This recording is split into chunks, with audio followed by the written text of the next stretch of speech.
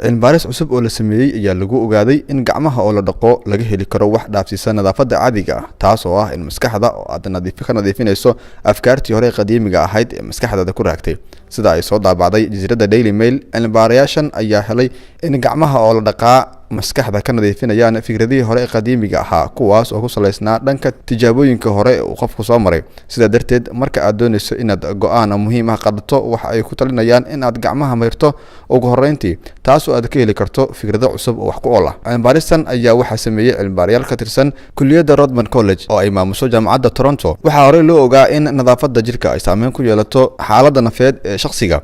cilmibaarayaashan ayaa baaritaano ku sameeyay gacmaha oo la mayro saameynta ay ku leedahay hawsha gudaha caqliga aadanaha. Ben Don oo hadda ah arday diyaarinaya shahaadada PhD ee dhanka suuqgeynta ayaa sheegay in cilmibaaristani ay xoogga saarayso saameynta gacmo mayrista ay ku yeelatay maskaxda aadanaha muddo dhow, gaar ahaan dhinaca socdaalka hadafka qofka ee muddada dhow. natiijada daraasadan ayaa waxay muujinaysaa in hawshani ay fikirka ajhayso kuguna hogayso inaad afkaar cusub la timaado oo waxtar leh kana duwan tii hore.